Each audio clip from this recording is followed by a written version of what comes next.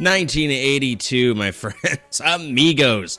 Pole position. It didn't get much better than this back in the day. I mean, you walked into any pizza parlor, any arcade, and you're staring at this bad sumbitch that had a steering wheel and a pedal. I mean, it was cool. Now, you're looking back at the graphics, and I mean, of course they're dated. It was 1982. But, I mean, for what it was cool.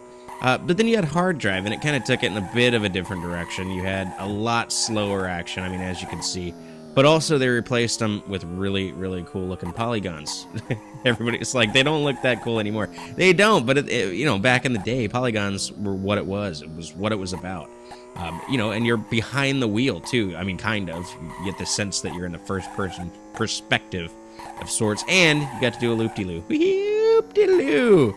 Anyway, we're coming back down. But hard driving, you know, for what it was at the time, it was good times. 29 seconds. Almost got the checkpoint. But it was slow. And you got to sit in a cockpit. It was like a car. RC Pro-Am, a lot faster action. You got to shoot missiles at other cars for once. You're playing these little remote control cars. That was the whole kind of gimmick behind RC Pro-Am. You collect little upgrades throughout the track that would make your vehicle faster, stick to the road better. But actually a really hard and challenging game. And the perspective of it was cool, kind of like the top down. Then you had RC Pro-Am, or RC Pro-Am, sorry, Rad Racer. Another kind of throwback to the pole position era. Watch out for signs on the side of the road. You'll do like 18,000 spins, but then you'll be okay. Get right back on the track. Also, a cool thing about Rad Racer is you could hit the select button on the Nintendo, and it would go into 3D mode. Came with 3D glasses, and, you know, it was what it was. But 1990 ushered in the future of racing, F-Zero. No longer are you stuck to a track. You're on a hover car, a hovercraft. Anyway, you go to Grand Prix mode, you can select one of 4 cars. You got the blue car, which is Blue Falcon. I gotta stop calling them cars. They're hovercrafts. Blue Falcon, it's all speed, kind of an equal thing. Golden Fox, all speed, not a lot of durability. If you're not careful, you're gonna die. The green one, Wild Goose, all durability, not a lot of speed, but great if you're not that good of a driver. The pink one, Fire Stingray, my friends. It's kind of just a balanced car. It sticks to the track really well, makes good turns, not very fast, not very durable. The Wild Goose, though, is my favorite, so we're going to go with that. Knight, Queen, King Leagues. Knight League takes place mainly in the daytime, Queen League's at dusk, and King League is at night. And they progressively get more difficult, with King being the most difficult, Knight being the easiest. You have different difficulties as well. Beginner, Standard, and Expert. We'll go with Standard. Expert is Crazy. So you start off on Mute City 1 in the Night League, and as you can see, we're ready to go. In my little green machine, got a late start there. First thing you'll notice is the graphics. The graphics are way cool.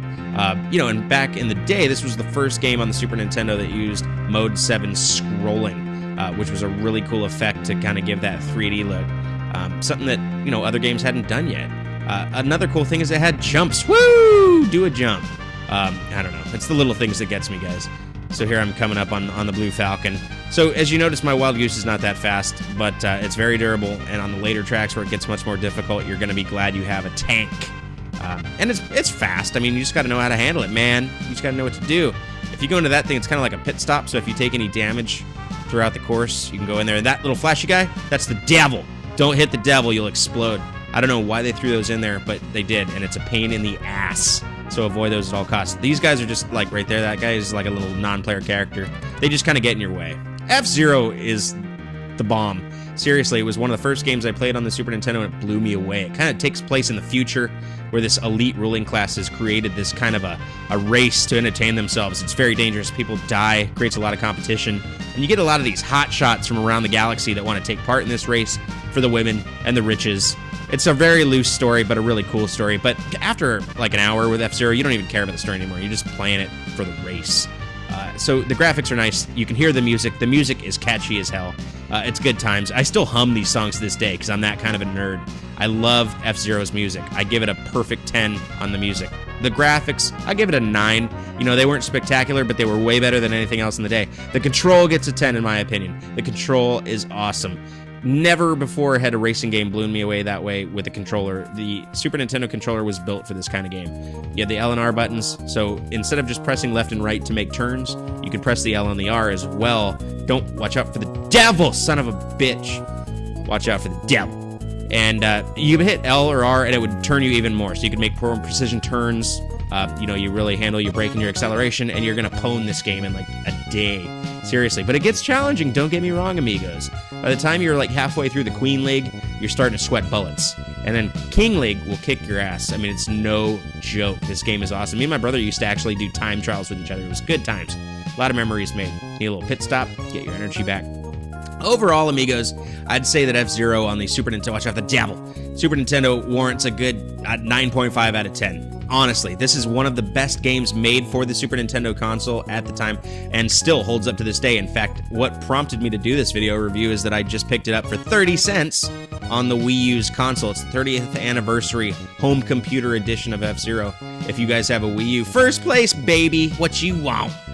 But I highly suggest you pick it up if you guys have a Wii U. If you don't have a Wii U, you know, just look on Amazon, look on eBay, and you'll find it. It's not a rare game by any means. It's out there. It's for the picking, and you deserve to have it. You need to have it if you have a Super Nintendo. So just a little bit more. We have Big Blue here. This is the next level. Just to give you guys an idea, they're not all the same level. So here you have Big Blue. It takes place out in the middle of an ocean.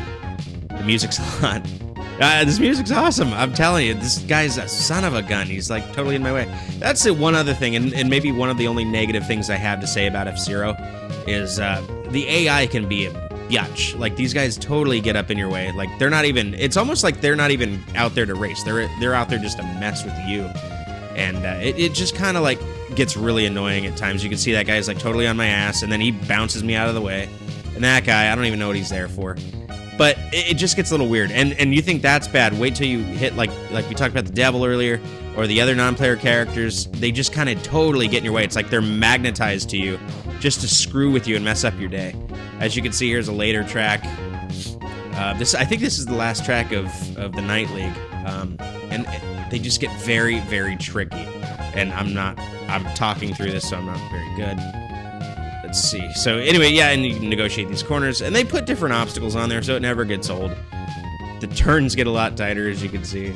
And also, there's something I didn't do on here, but there's jumps everywhere. And like, if you hit the jump wrong and you go flying, like, you're dead, and you gotta restart the race. Like, what was that?